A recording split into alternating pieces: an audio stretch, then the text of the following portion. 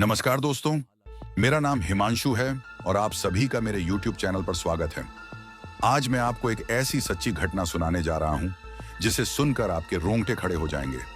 प्यार में पागल एक पत्नी ने अपने ही पति को बेरहमी से मौत के घाट उतार दिया, लेकिन असली ट्विस्ट तब आया जब उसने सबको ये यकीन दिलाने की कोशिश की कि उसका पति जिंदा है।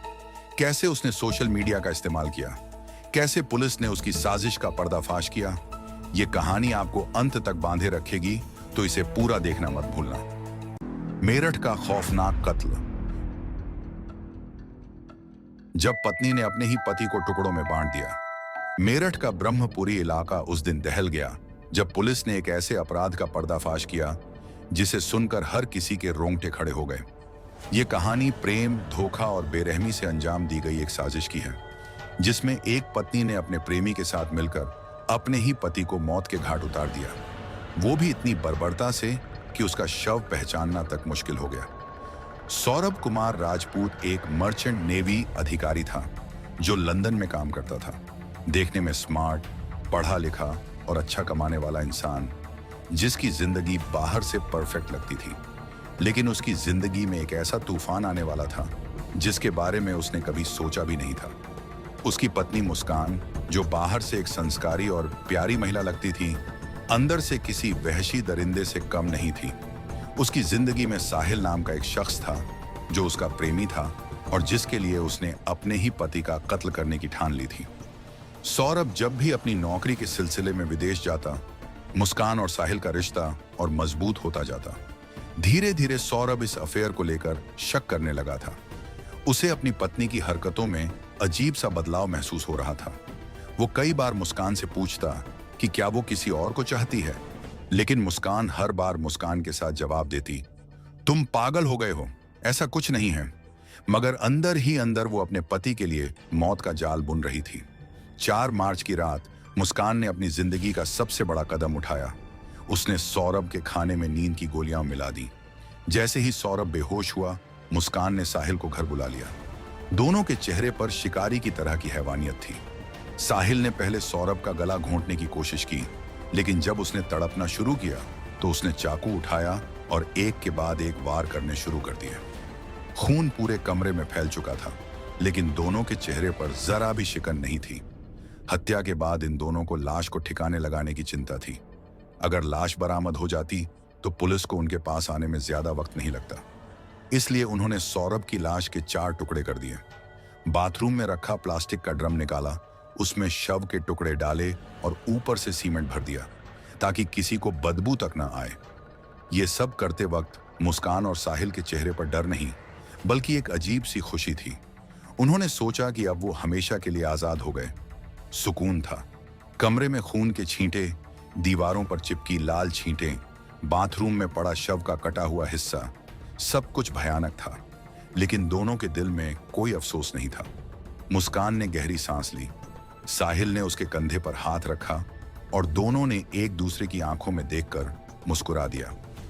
उन्हें लग रहा था कि वे अब पूरी तरह से आजाद हो चुके हैं। लेकिन हत्या करना आसान था, उसे छुपाना सबसे मुश्किल। अगर सौरभ अचानक गायब हो जाता तो उसके घर वाले, दोस्त और रिश्तेदार सवाल उठाने लगते। उन्हें विश्वास दिलाना था कि सौरभ जिंदा है और सब कुछ सामान्य है। मुस्कान ने बड़ी सफाई से सौरभ का फोन उठाया और सबसे पहले उसके व्हाट्सएप, फेसबुक और इंस्टाग्राम को एक्टिव किया। उसने सौरभ की पुरानी तस्वीरें पोस्ट की, कुछ स्टोरीज लगाईं, लंदन में बिजी हूं और थोड़ा ब्रेक ले रहा हूं जैसी बातें लिखकर। उसने उसके कुछ दोस्तों को मैसेज भी किया, भाई आजकल काम में बहुत बिजी हूं, इंडिया आकर मिलते हैं। सब कुछ प्लानिंग के मुताबिक चल रहा था, लेकिन इंसान कितना भी होशियार क्यों ना हो, एक ना एक गलती कर ही बैठता है। मुस्कान और साहिल ने तय किया कि जब तक मामला ठंडा ना हो जाए तब तक उन्हें मेरठ से दूर रहना होगा। दोनों ने घर बंद किया और शिमला मनाली घूमने निकल पड़े। होटल के आलीशान कमरे, खूबसूरत वादियां, बर्फ से ढके पहाड़, महंगे वाइन ग्लास, वे दोनों इस कदर अपनी रंगीन दुनिया में डूब चुके थे कि उन्हें जरा भी एहसास नहीं था कि पुलिस उनके करीब आ रही है। सस्पेंस बढ़ता गया। पुलिस ने शक करना शुरू किया। सौरभ की फैमिली को यह अजीब लगने लगा कि इतने दिनों से उसने किसी से कॉल पर बात क्यों नहीं की। हर बार बस मैसेज, कोई वीडियो कॉल नहीं। कोई ऑडियो मैसेज नहीं। मुस्कान का चेहरा जितना शांत दिखता था, उसके अंदर का डर उतना ही बढ़ता जा रहा था। इधर पुलिस भी एक एक कदम आगे बढ़ा रही थी। सौरभ का फोन जब भी ऑन होता, उसकी लोकेशन अलग अलग शहरों में दिखती।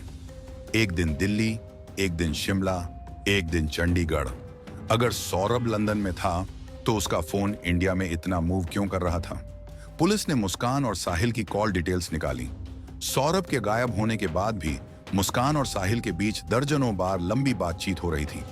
इसका मतलब था कि दोनों लगातार टच में थे, जबकि मुस्कान दुनिया को दिखा रही थी कि उसका पति उससे दूर है और लंदन में बिजी है। अब पुलिस को पूरा यकीन हो चुका था कि मामला सिर्फ गुमशुदगी का नहीं, बल्कि हत्या का हो सकता है। जब हत्या के बाद मुस्कान और साहिल पूरी तरह बेफिक्र थे। उन्होंने सब कुछ इतनी सफाई से किया था कि उन्हें लगा पुलिस कभी उन तक नहीं पहुंच पाएगी। लेकिन सच हमेशा सामने आ ही जाता है। सौरभ के लगातार गायब रहने से उसके परिवार को शक होने लगा।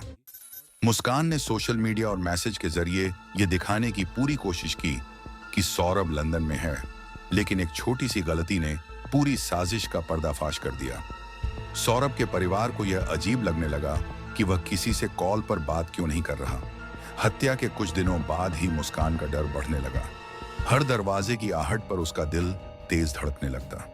जब पुलिस ने उसकी कॉल डिटेल्स और लोकेशन ट्रेस करना शुरू किया तो उसका बचना मुश्किल हो गया। लेकिन सबसे बड़ा ट्विस्ट तब आया जब मुस्कान ने खुद अपने माता पिता को कॉल कर पूरी सच्चाई बयां कर दी। पापा, मैंने सौरभ को मार दिया। फोन के उस पार सन्नाटा था। मुस्कान की मां चीख पड़ी। उसके पिता के हाथ से फोन गिर गया। उन्हें यकीन नहीं हो रहा था कि उनकी बेटी ने इतनी बड़ी वारदात कर डाली है। घबराकर उन्होंने तुरंत पुलिस को सूचना दे दी। जैसे ही पुलिस को मुस्कान की लोकेशन पता चली, उन्होंने बिना देर किए उसे गिरफ्तार करने का प्लान बनाया। कोई चंडीगढ़ या शिमला नहीं, पुलिस सीधे उसके घर पहुंची और वहीं से उसे हिरासत में ले लिया। साहिल, जो मुस्कान के साथ इस पूरी साजिश में शामिल था, अपने किसी रिश्तेदार के घर छिपने की कोशिश कर रहा था, लेकिन पुलिस ने उसे भी ट्रैक कर लिया। पुलिस स्टेशन में जब मुस्कान से पूछताछ हुई तो उसने पहले बहुत बहाने बनाए, लेकिन जब उसके सामने सबूत रखे गए, सौरभ के फोन से भेजे गए मैसेज, उसके बैंक ट्रांजैक्शन और होटल बुकिंग डिटेल्स, तो वह फूट फूट कर रोने लगी और पूरी वारदात कबूल कर ली। हाँ, मैंने सौरभ को मारा, मैंने उसके टुकड़े किए और फिर उसे ठिकाने लगा दिया। पुलिस ने तुरंत बताए गए स्थान से सौरभ के शव के टुकड़े बरामद किए। जैसे ही यह खबर मीडिया में फैली, पूरे इलाके में हड़कंप मच गया। जब मुस्कान और साहिल को कोर्ट में पेश किया गया तो भीड़ का गुस्सा फूट पड़ा। लोगों ने उन पर जूते चप्पल फेंके, उनके खिलाफ नारे लगाए। यह केस जल्द ही सोशल मीडिया पर वायरल हो गया और हर कोई इस क्रूर हत्या की चर्चा करने लगा। अब मुस्कान और साहिल दोनों जेल में हैं, लेकिन इस वारदात ने यह साबित कर दिया कि हवस, लालच और अपराध का अंत कभी सुखद नहीं होता। इस कहानी की सीख: 1. झूठ और फरेब से रिश्ता निभाने का कोई फायदा नहीं, सच हमेशा बाहर आ ही जाता है। 2. न प्यार में अंधे होकर ऐसा कदम उठाने से पहले अंजाम के बारे में जरूर सोचना चाहिए। 3. कानून से बचना नामुमकिन है। अपराध कितना भी चालाकी से क्यों ना किया जाए, एक न एक दिन सजा मिलती ही है। अगर आपको यह सच्ची क्राइम स्टोरी पसंद आई तो इसे लाइक और शेयर करें।